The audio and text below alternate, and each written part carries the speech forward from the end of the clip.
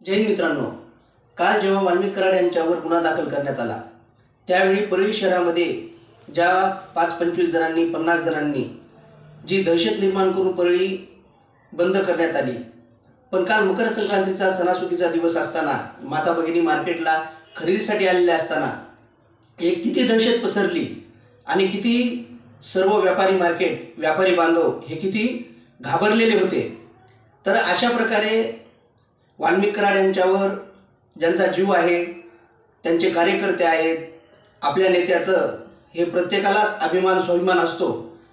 पण आपण अशा प्रकारे दहशत माजवून एक आपल्याच बांधवांना, व्यापारी बांधवांना, आपल्या माता भगिनींना आणि आपल्याच परळी शहरातील परळीकरांना, नागरिकांना किती त्रास देत आहोत याचं सुद्धा भान ठेवायला हवं।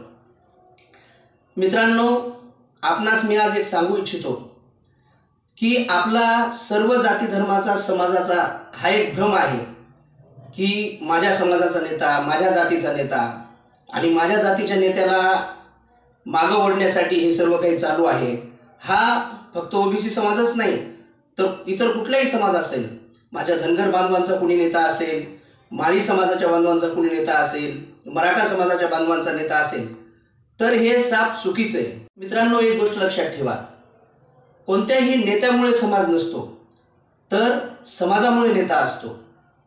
म्हणून आपली हे डोक्यातून हे भाभ्रम काढून टाका की माझा नेता माझ्या समाजाचा तो पुढे गेला पाहिजे। पण तो पुढे जावा हा प्रत्येकाची इच्छा असते, पण त्यानं पुढे जाताना त्याचं काम प्रामाणिक असावं, त्याचं काम सर्वांना सोबत घेऊन चालणारं असावं आणि तो एक दूरदर्शी आणि चांगल्या प्रकारचा नेता असेल तर तो समाजासाठीच नाही तर तो राष्ट्रासाठी एक खूप चांगला नेता म्हणविल्यात येऊ शकतो। पण आपण आज काय करत आहोत? आज प्रत्येकाला फक्त आपली राजकारणाची पोळी भाजून घ्यायची आहे। महाराष्ट्रामध्ये या अगोदरही किती गुन्हे घडले आणि काय झाले याचा तपास चौकशी खोलवर कधी झाली का? मी परळी मतदारसंघाचा आहे म्हणून यांची बाजू घेत नाही, परंतु आपण सुद्धा इतरांनी सर्वांनी विचार करावा की आपण फक्त कुठल्याही एका व्यक्तीला असं एवढं टार्गेट न करता कायदा आणि सुव्यवस्था विचार करून, कायदा सर्वांना समान आहे असा विचार करून प्रशासनाने सुद्धा एक आपापल्या जेही काही निदर्शन असतील त्याप्रमाणे आपण व्यवस्थितरित्या हे प्रकरण हाताळावं।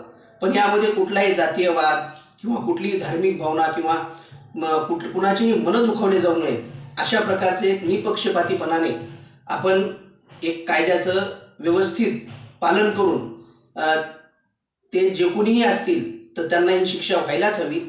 पण माझ्या ओबीसी समाज इतर बांधवांना मी सांगू इच्छितो की आपण कायदा आणि सुव्यवस्थेचं पालन करावं, कारण प्रत्येकानं जर का आपापली बाजू मांडण्यासाठी उद्या प्रशासनात जर वेठीस धरलं तर कायदा आणि सुव्यवस्था कुठून राहील?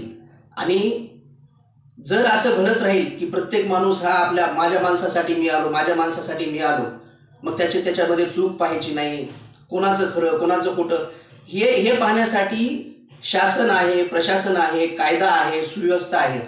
आज मला सांगा बांधवांनो, आज कालच्या ज्या परळी बंदमध्ये मी काही तरुण पाहिले, 16 ते 17 वर्षांचे ते तरुण असतील। आता त्यांना काय समज आहे, त्यांना काय ज्ञान आहे, परंतु हे अशा प्रकारची अराजकता माजवण्याचा प्रयत्न। आज जी काही न्यायव्यवस्था आहे त्या संविधानाला धरून चालणारे जे काही जज आहेत, जी काही CID चौकशी आहे, जी काही SIT असेल, तर इथं किती शिकलेली आणि हुशार माणसं असतील, मग त्यांना हे समजत नसेल का? त्यांच्या लक्षात येत नसेल का? मग आपण कायदा का हातात घ्यावा? आपल्याला तर साधं एक पान लिहायचं म्हणलं तर पान लिहिता येणार नाही, आपल्याला कुठं बोलता येणार नाही, मग अशा चांगल्या शिकलेल्या लोकांवर आपण अविश्वास कसा दाखवू शकतो? आपण त्यांच्या मार्गदर्शनाखाली हे सर्व काही व्यवस्थितरित्या चालावं म्हणून त्यांना सहकार्य करायला हवं।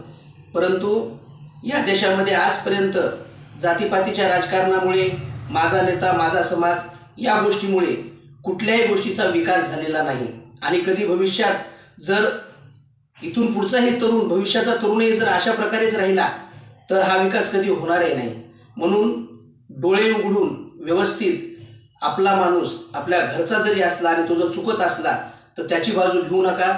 जय हिंद, जय भारत।